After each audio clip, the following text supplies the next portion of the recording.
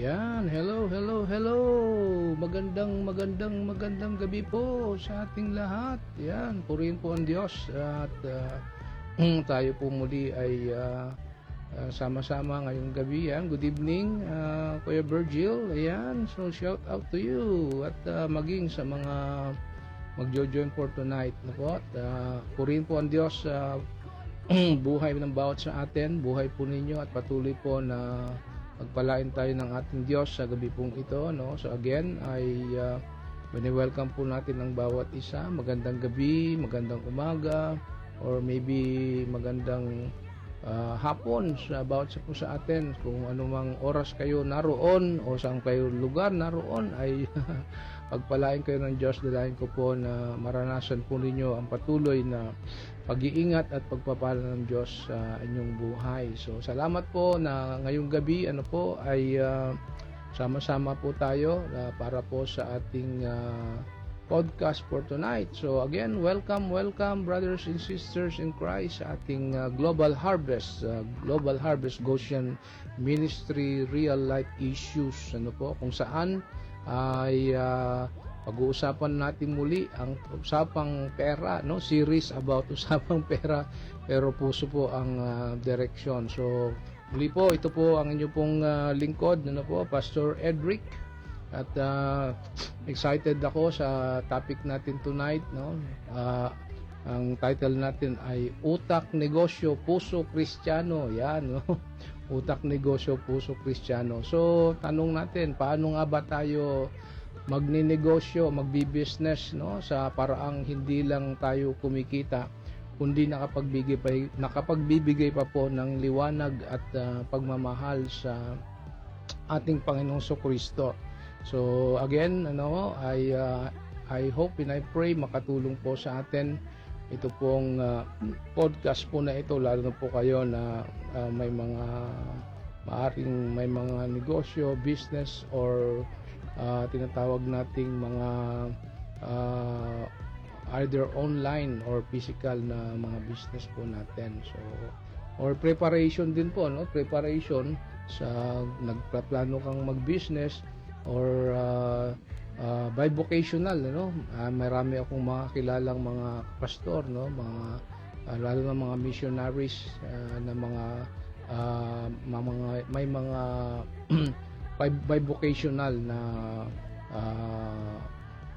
pagtawag sa kanila, no? At the same time sila po ay naglilingkod, mga missionaries. At the same time may mga business po na ginagamit. Siyempre, this business is not for them, but for, of course, katulong sa kanila, but for the ministry. Alright, so let's dive in. And again, shout out, no, sa inyong lahat. Yan. Andyan po si Kuya Virgil. Hello, Kuya Virgil. Good evening. And andyan po si Ate Banji. Hello, Ate Banji. Good evening. Kumusta ka na? Kumusta na kayo? We miss you. Kuya Olan. At andyan din si Ate Evelyn Lubaton. Yeah. Ate Evelyn, good evening. Andyan din po si Ate Lilibet. Yeah, good evening, Ate Lilibet. At dyan din po si Brother Pastor Glenn de la Cruz. Yan, from Nueva Ecija. Wow, kababayan ko yan. Kaya pogi yan eh. Di ba? Pastor Glenn, pogi, person of God's inside. Yung power of God inside. Kaya lahat ng pastor ay pogi. Amen? So, thank you, Pastor Glenn, sa pagsama. Maging sa ating Merlin, yan, si Kuya Joey. Yan, dyan po. God bless sa inyong lahat. At maging sa mga mag-tune in pa sa atin, ay pagpalain tayo ng Panginoon. Samahan po ninyo po ako sa ating manalangin mo tayo, mga kapatid, para po sa ating gawain for tonight. Let us pray. Nakilang Diyos, kami po ay patuloy po na nagpupuri, papasalamat sa gabing ito na patuloy nyo kaming binibigyan ng buhay na mula sa inyo. Salamat po sa pagkakataon ngayong gabi na gamitin nyo ang lingkod, gamitin po ninyo po ang podcast na ito para kaming lahat, Panginoon, ay magkaroon ng mga wisdom and papaano kami ay ginagamit po ninyo ang bawat mga maaring pinagkatiwala po ninyo sa bawat sa amin ay maging pagpapala for your glory and for your honor. So bless each of us, O God, that maging masaya, maging karoon kami ng peace at ma-enjoy namin ang ilang mga oras ng ang podcast po na ito kasama ang aming mga kaibigan, kapatid. Ito ang andalang iniling sa mga Panginoon Kristo na aming Panginoon, aming tagapagligtas. Amen. Amen. All right. Sige po, let's dive in, Yung pong ating pag-uusapan, sabi ko nga po ay utak negosyo, puso Kristiyano. Ito po ay series natin regarding sa pinag-uusapan nating usapang pera pa rin, series po ito kaya tingnan natin, So negosyo para lang ba sa may pera? Yan ang tanong natin, Negosyo para lang ba sa may pera? So madalas nating naririnig, wala akong puhunan. Paano ako magsisimula? Hindi ko alam mag-business, hindi ko alam ang gagawin. Pero alam mo, minsan ang pinaka-importanting puhunan, alam niyo po, ay hindi pera, sa anumang iniisip mong business o may business, kundi sipag, tiyaga at panalangin. STP, tandaan mo yan, sipag, tiyaga at panalangin. So, sabi po sa Matthew 25:14-30, basahin niyo lang po yung whole verse, medyo mahaba. Ito ay Parable of the Talents. Itong storya nito sa Matthew 25 verses 14-30. Sabi po sa kwento, may ibinigay ang master, sa kanyang mga alipin ayon sa kanyang kakayahan. Yung nagpakita ng sipag at galing ay sabi doon pinuri ng Panginoon. So tanong ko sa inyo, anong meron ka ngayon na pwedeng gamitin ng Diyos? Tanong ko sa inyo, sige, anong meron ka ngayon na pwedeng gamitin ng Diyos? Okay, so meron tayong mga real life example, example si Ate Joyce, tago natin sa pangalang si Ate Joyce ay isang nanay, na nagsimula lang sa pagbibenta ng cookies sa mga kapitbahay, okay? Gabi-gabi siyang nagpipray habang, nagbe-bake. Ngayon, may sarili na siyang maliit na pastry shop online, Hindi laki ng puhunan ang sukatan, kundi laki ng kanyang pananampalataya, sipag at tiyaga. Ayan, So, pusong Kristiyano sa mundo ng kompetisyon. Paano tayo magkakaroon ng pusong Kristiyano sa mundo ng kompetisyon? Okay? So sa Colossians 3:23, sabi po doon, whatever you do, work at it with all your heart, as working for the Lord. Colossians 3:23. So sa business world, sa business world, madalas ang mindset, sabi doon, basta kumita, okay na. Ayan. Pero bilang Kristiyano, alam niyo, iba ang standard natin, hindi lang kita ang habol natin. Kung ikaw ay mayroong business o may iniisip na negosyo siguro, kundi parangalan ang Diyos at maging pagpapala ang iyong iniisip o maging mga mayroon ka o business o negosyo o pinagkakakitaan mo sa buhay. So that's the point na gusto ng Diyos sa atin. So tingnan natin, signs of a heart-led business. Ano ba ang simbolo o signs ng isang pusong negosyante? Alright? So number 1, honest. Ayan, honest sa presyo at serbisyo. Yun, So, maayos kausap, hindi nanloloko, consistent, sabihin natin kahit walang nakakakita. So, alam nyo, may isang Christian business owner na nagkamali ng sukle. Sobra po ang naibigay. Pero kahit hindi na bumalik ang customer, pinuntahan pa niya ito para isaoli. Aba, ang galing, Sabi niya, integrity is worth more than income. So, yun po yung kanyang patutuo. So, kumusta ang negosyo mo, kapatid? Kung meron kang negosyo, business, o iniisip na business, kumusta ang ugali mo sa customer, sa supplier, sa staff mo, okay? So, nakikita ba si Kristo sa paraan mo ng pagninegosyo? So, alam nyo po, kung meron ka may business, o nag-iisip ka ng business o negosyo, alam nyo, make it business as mission. No? Gawin natin ang mga pinagkakitaan natin bilang isang misyon, hindi lang kundi ikaw ay kumita, kundi maging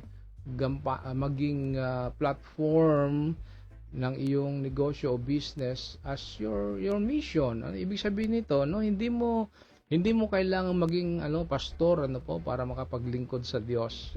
Ang negosyo mo, ayan po. Minsan yan ang pinaka-epektibong ministry mo. Alam mo ba 'yon? Paano mo magagamit ang business para sa Diyos? Yan ang tanong, no? Paano mo magagamit ang negosyo mo, business mo para po sa Diyos? Well, unang-una, mag-hire ng mga nangangailangan. Iba, makakatulong ka sa mga naghahanap ng hanap buhay. Makakatulong ka sa tao.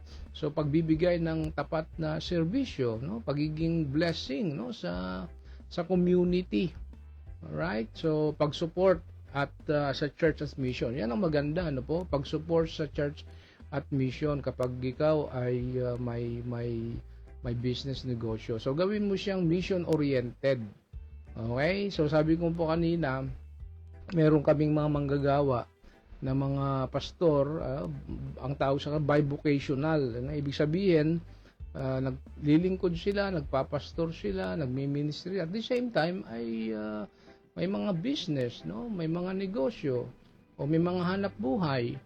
Alright, pwede ba yon? Opo, pwede po yon sa GMC. Okay, so pwede po yan. Sa Global Methodist Church ay merong mga tinatawag nating mga bivocationals na mga manggagawa. No? Like, sa ating mga kapastoran dyan sa Aklan. Yan, shout out sa mga kapastoran natin sa Aklan.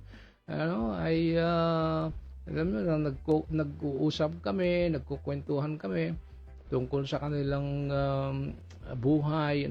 Ay nababanggit nga nila na bukod sa kanilang pagpapastor, sila'y nagtatanim, nag-aalaga ng mga hayop at mga negosyo, small time business, no?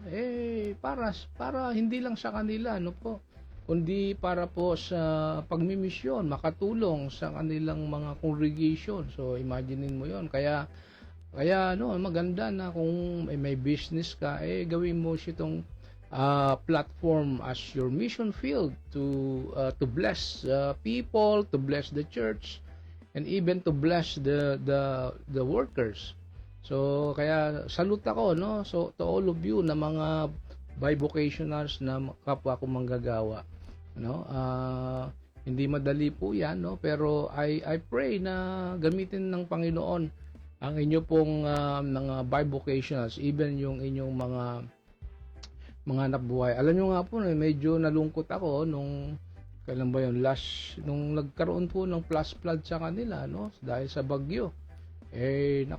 Talagang pinakita sa akin, nakita ko yung videos ng kanilang mga hanap buhay, Pastor, sabi niya, tingnan niyo po yung mga tanim namin, yung mga alaga namin, paano na kaya yun? So mahirap sa kanila yon dahil wala sila doon sa lugar na yon, at the same time ay napapanood nila yung epekto ng flash flood sa kanila, dahil nga syempre hindi lang nila iniisip yung congregation nila, maging yung paano yung magiging outcome nung kanilang mga business na ito para makatulong, makapag-provide, makaagapay sa kanilang mga, hindi lang sa kanilang pamilya but also for their constituent, sa kanilang miyembro. Kaya again, sa aking mga kapwa manggagawa na my bivocational, especially kung may mga business entrepreneurs, ayan, so salute to all of you.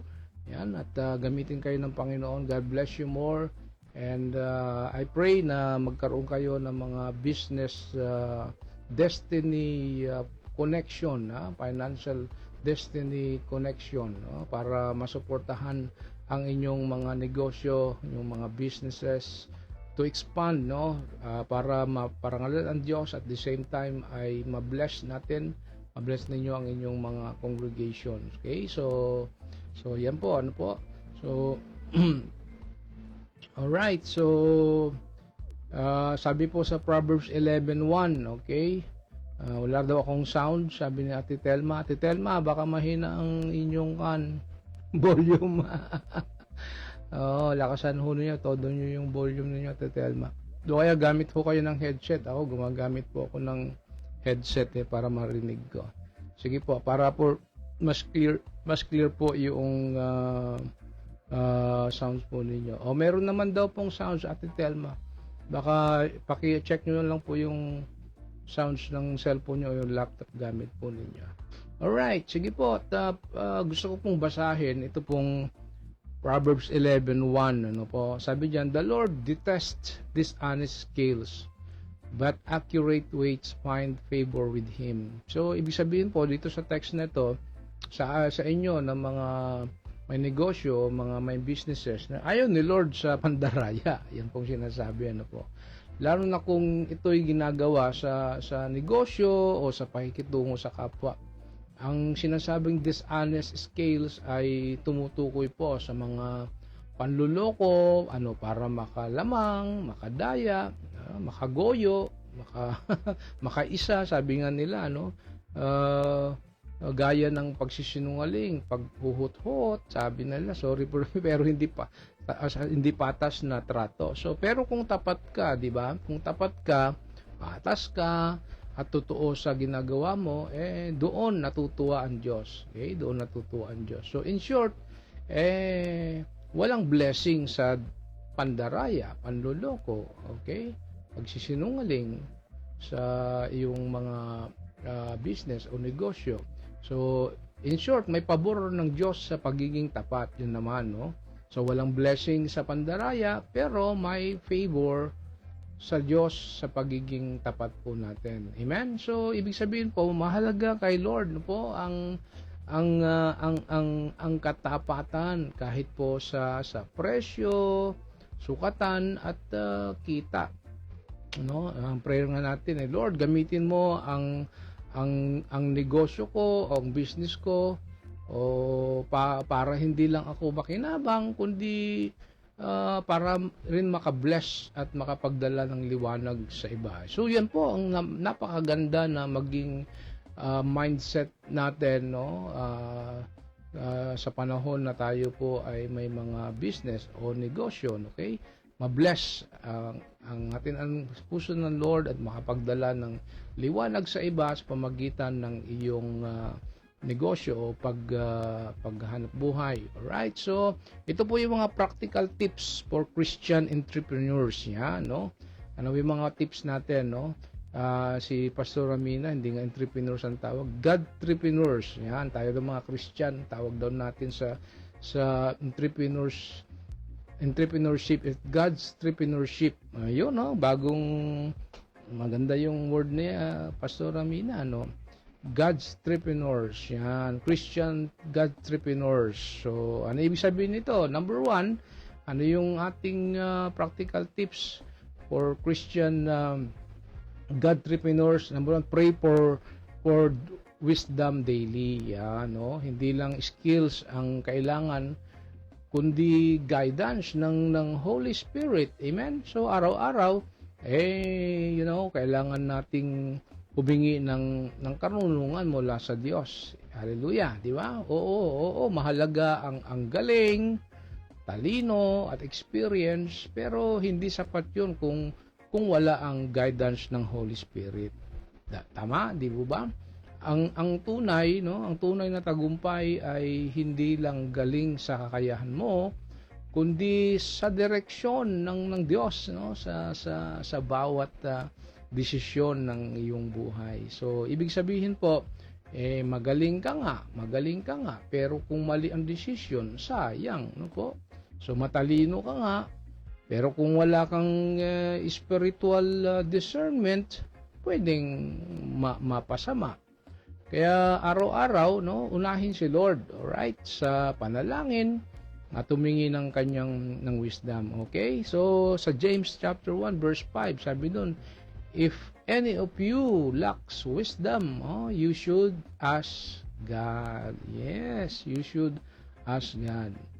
Yan, sabi ni Pastor Glenn, sa taong tapat, biyaya ay sapat. Amen, amen, yes.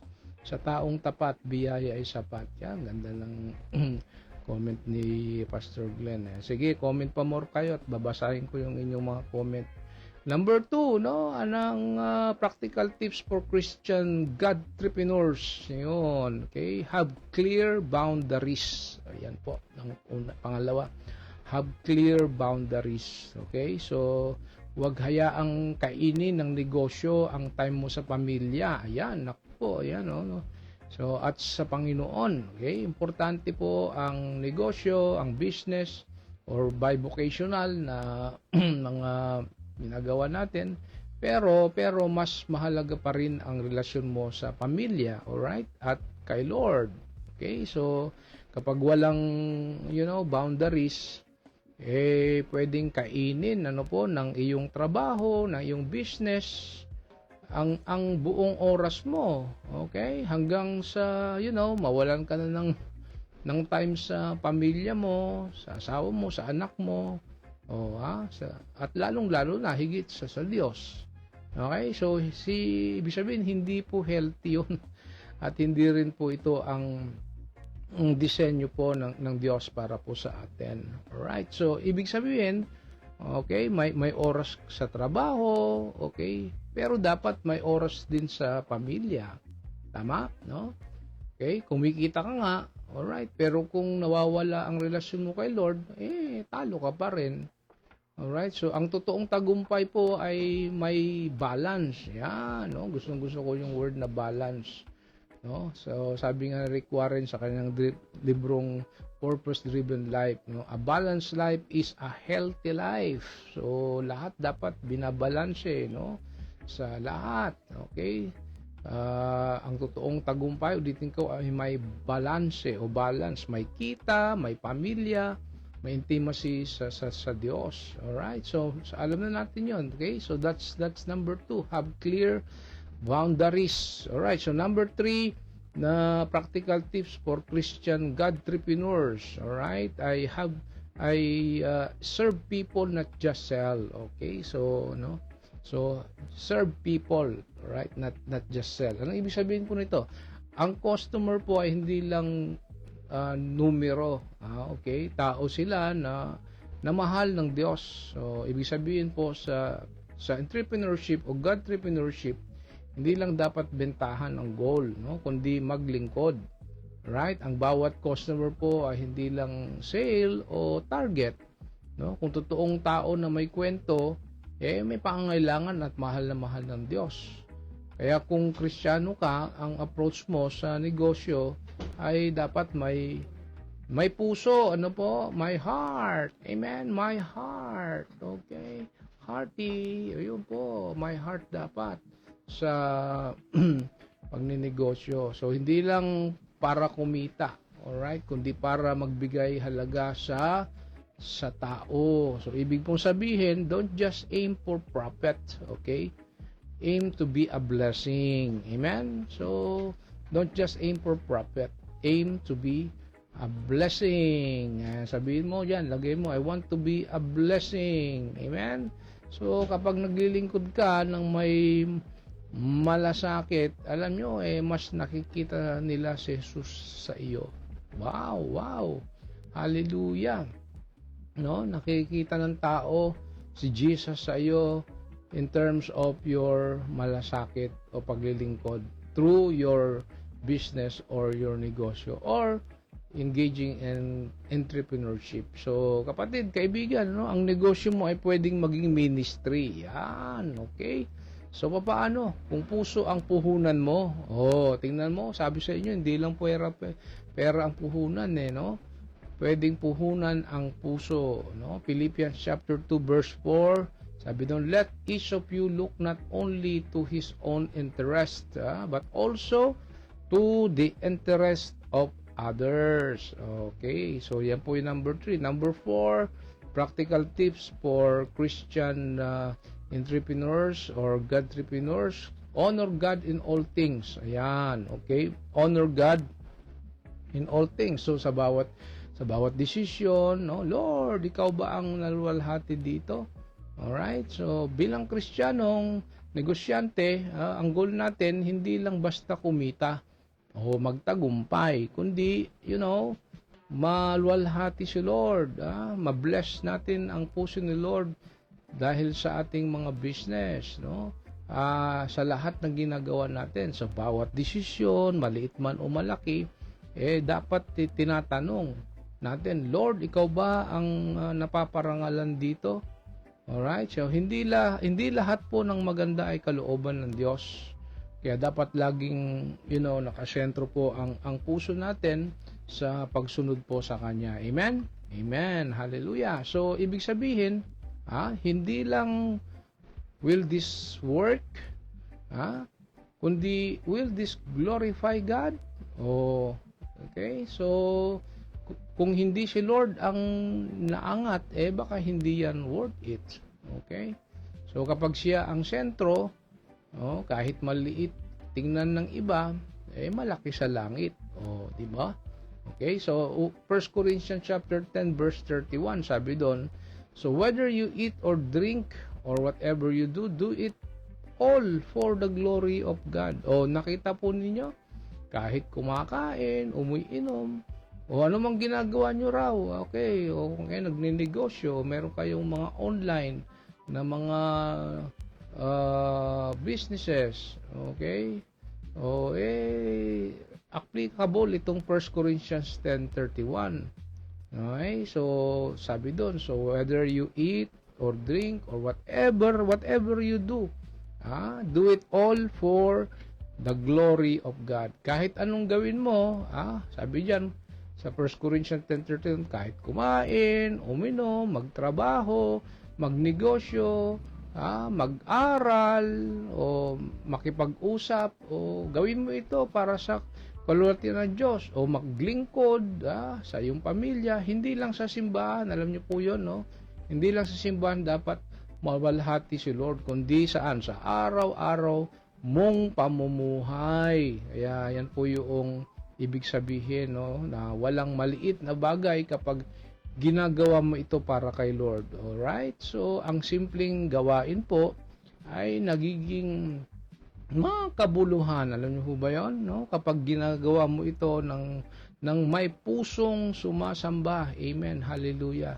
So, ibig sabihin po, mga kaibigan, mga kasama, hindi lang Sunday Christian, kundi araw-araw sa lahat ng bagay, buhay na nagbibigay papuri kay Kristo. Amen? Hallelujah. So, example, kung nagbebenta o nagninegosyo ka o namang ginagawa mo, gawin mo ito ng may katapatan.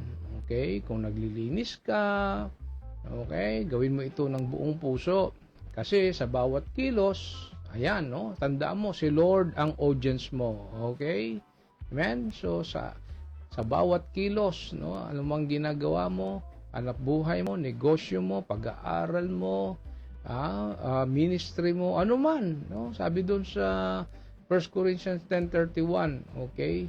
Whatever you do, do it all for the glory of God. So, walang maliit o malaki na para sa Panginoon, ibig sabihin, para sa kanyang karangalan, kapatid, makabuluhan, kapag ginagawa mo ito ng may pusong sumasamba. So, sa bawat kilos, araw-araw, ulitin ko, si Lord ang audience mo. Okay? So, gusto ko pong tapos sa isang illustration, sa atin, Isang araw po may isang Kristiyanong negosyante, alright, na inalok ng isang malaking business deal. Okay? Malaki ang kita, mabilis ang balik, at parang sagot sa panalangin niya. Pero may isang catch, no, doon sa business deal na yon. Kailangan niyang makipagsosyo sa isang taong kilalang nandadaya sa mga transaksyon.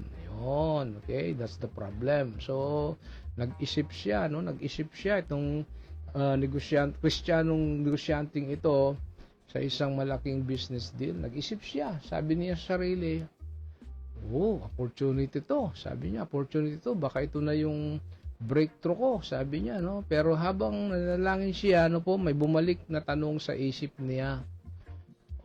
Sabi niya, kikita ka. Pero mawalhati ba si Kristo dito? So, sa huli, tumanggi siya sa offer. Mas pinili niyang mawalan ng pera, kaysa mawalan ng integridad. Okay? At sa hindi inaasahang paraan, may dumating na mas maayos at mas maganda na opportunity. Walang kompromiso at higit pa ang naging kita at laki doon sa kanyang business na ito. So, anong moral ng kwentong ito, kapatid? Alam niyo po, hindi lahat ng opportunity ay blessing. Minsan, test yan, tinetest tayo kung sino ang pipiliin mo, ang kita o ang kalwalatian ni Kristo. So, alam niyo po, mga kaibigan, mga kapatid, sa panahon ngayon, sa panahon po ngayon, napakaraming oportunidad, di ba? Pero bilang Kristiyano, alright, hindi lahat ng oportunidad ay dapat pasukin. So, ang tanong, hindi lang kikita ba ako rito, kundi mawalhati ba si Kristo dito? Ayan. So, ang ganda ng sinabi ni Ate Lynn dito. If you want your life and work to bring honor to God, don't compromise your integrity. Yes. Amen. Amen to that, Ate Lynn. Alright. So mga kapatid, balikan natin yung sinasabi ng ating pong 1 Corinthians 10:31 para po sa lahat sa atin ito. Hindi lang po ito sa mga negosyante, businessman o nag-engage sa entrepreneurship. Alright? So 1 Corinthians 10:31 para sa ating sa lahat. So whether you eat or drink or whatever you do, do it all for the glory of God. Amen. Sige po, tayo po ay manalangin na po. Let's close this podcast sa ating panalangin. Let's take a moment to pray. Hallelujah. Abba Father, Lord Jesus, and Holy Spirit. Panginoon, salamat po sa kakayahan, idea at oportunidad na galing po sa inyo. Tulungan ninyo kami na maging tapat, masipag at makadiyos sa lahat ng aming negosyo, pinagkakitaan o maging sa aming buhay, O Diyos. Naway ang aming mga paghahanap buhay, o anumang mga iniisip na maaring nagiging paraan ng pinagkakitaan ng hanap buhay ay maging daluyan po ng biyaya para po sa iba, hindi lang po sa amin, at maging instrumento po kami ng inyong pag-ibig at katotohanan. Panginoon, salamat po sa paalala lang ngayong araw na ang aming mga pinagkatiwalang mga negosyo, trabaho at mga plano po ay hindi lang para sa kita, kundi para po sa iyong kapurihan at sa iyong kalwalatian. Kaya po, tulungan mo kaming magkaroon ng karunungan sa bawat desisyon,